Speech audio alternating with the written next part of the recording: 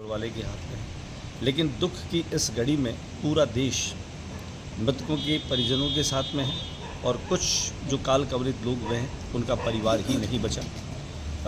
पूर्व मुख्यमंत्री गुजरात के रूपाणी जी का निधन भी इस दुर्घटना में हुआ। उसके प्रति भी ये बीकानेर का हर्षों का चौक अपनी संवेदनाएं व्यक्त करता है। हमारे साथ में नूतन हर्ष जी हैं। आप सामान्य तौर पर खेलों पर लेके रहे हैं, लेकिन एक बहुत ही संजीदा व्यक्तित्व हैं। और आज जब ये पूरी चर्चा हो रही थी, सब इसी बात की चर्चा कर रहे थे कि वो भयावह हादसा जो कुछ ही पल में, कुछ ही सेकंडों में, कुछ ही मिनटों में हो गया। और उसके साथ साथ वहाँ जो पीजी था, जहाँ डॉक्टर्स खाना खा रहे थे, लंच कर रहे थे, उन्होंने भी नहीं पता था कि वो लंच उनका आखिरी लंच होगा। इस तरह से जो घटना हुई, किस तरह से लेते हैं नितिन जी, क्या सोचते हैं? चाहेंगे हम देश के साथ इस दुख की घड़ी में रहें, उन लोगों के साथ रहें जो इस हादसे का शिकार है। ऐसा बड़ा ये दर्दनाक हादसा है और देश के सभी लोग बड़ी संवेदना रख रहे हैं इसके प्रति। जो लोग अपनी यात्रा पर जा रहे थे, सुखद यात्रा पर जा रहे थे, उनके साथ ऐसी दुर्घटना, ये कोई प्रकृति का कोप है या मानवीय भूल है, जो भी है, लेकिन बड़ा ही दर्दनाक हादसा हुआ ये। और ये सारा देश, सभी उद्योजन इसके प्रति संवेदना व्यक्त करते हैं कि प्रभु इनको अपनी जो है कृपा में लेवे, अपने शरण में लेवे और आत्माओं को शांति देवे और भविष्य में देश में ऐसी दुर्घटनाएं न हो, इससे बचा जाए, इसके लिए सभी लोग प्रार्थना करते हैं। बिल्कुल सही कहा आपने नूतन जी की कोई टेक्निकल खराबी है जो भी, ये तो जांच का विषय है। जब जांच सामने आएगी तो पता चलेगा कि क्या कारण रहा होगा। हमारे साथ में एक और एजुकेशनिस्ट हैं यहाँ पर, बच्चे इनके डॉक्टर्स हैं और ख़ुद जो है एक एजुकेशन इंस्टीट्यूट चलाते हैं, सार्वजनिक जीवन को जीने वाले संजय आचार्य जी। आज का ये हादसा बहुत ही भयावह, हम सबको दहला देने वाला है। और यूँ कहें कि आज कई लोगों ने तो शाम का खाना तक नहीं खाया। क्या कहें? वास्तव में ज्योति जी, जो घटना थी वास्तव में बहुत ही हृदय विदारक घटना थी और अभी भी लोग स्तब्ध हैं इस बात में। कई सैकड़ों परिवार के जो कुल दीपक हैं चले गए और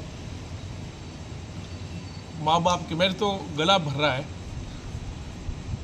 कि 50 मेडिको जो बेचारे वहाँ पे पीजी में थे वो भी लपेट में आ गए। भगवान वो भी उस हादसे की चपेट में आ गए। मैं भगवान विष्णु से यही प्रार्थना करता हूँ कि दिवंगत आत्माओं को शांति प्रदान करे और उनके परिवारजनों को और शुभचिंतकों को, उनके मित्रजनों को इस गहरे दुख को सहन करने की शक्ति प्रदान करे। ओम शांति शांति शांति। देखिए, शिव कुमार हर्ष हैं, मदा महाराज हम इनको कहते हैं, बहुत गहरे व्यक्ति हैं और ख़ास तौर से हालांकि जीना मरना ये सब कुछ जो है वो ऊपर वाले के हाथ में है, हमारा कुछ नहीं हो सकता। बावजूद ये आज जो बड़ा हादसा हुआ है, शायद आज़ाद भारत का पहला सबसे बड़ा विमान हादसा है। हर्ष जी, कैसे संवेदना व्यक्त करेंगे, कैसे देखते हैं इस तरह के हादसे? बहुत ही दुखद घटना हुई है। जैसे केदारनाथ में प्राकृतिक प्रकोप आया, ये शायद कोई मानवीय भूल से हुई है और भविष्य में इसको टालने की कोशिश करें कि दोबारा ऐसी पुनर्घटना ना हो। और ऐसा टीवी पे देखा है, एक तो पूरा परिवार ही एक डॉक्टर का ख़त्म हो गया, एक भाई बहन लंदन घूमने जा रहे थे वो ख़त्म हो गए। महाराज जो दृश्य आ रहे थे वो तो हमसे देखे नहीं जा रहे थे, वो देखे नहीं जा रहे थे और मूड एकदम अपसेट हो गया देखते ही। ऐसा भगवान करे ऐसा बार बार किसी के साथ ना। और इसके लिए शब्द नहीं है बोलने। देखिए, मैं आपको ये बता रहा हूँ कि यहाँ पर मैं जिन लोगों से आपकी बात करवा रहा हूँ, ये लंबे समय से यही चर्चा कर रहे हैं, यही बात कर रहे हैं। मैंने केवल एक टीवी पर इस कवरेज को करने के लिए नहीं कहा है। सामान्य तौर पे रोज़ाना एक्सीडेंट होते हैं, रोड एक्सीडेंट्स में मौतें होती हैं और हमारे लिए वो केवल एक सुर्खियाँ बनती हैं, खबरें बनती हैं, घटनाएं होती हैं, लेकिन मन में संवेदनाएं शायद वो कम होती है। लेकिन आज टेलीविज़न पर जैसे ही इस हादसे की खबर मिली, हमने उन दृश्यों को देखा जिस तरह से मानव जो देह थी वह कंकाल में तब्दील हो गई, आग का गुबार उड़ा, कई किलोमीटर तक काला धुआं जो है वो फैलने लगा। लबा महाराज साथ में हैं। लबा महाराज, आप सार्वजनिक जीवन में जीते हैं, इस तरह के हादसे को कभी, इतना बड़ा हादसा कभी सुना? कभी सुना नहीं है इतना बड़ा हादसा। ये हादसा बहुत दुखपूर्ण है।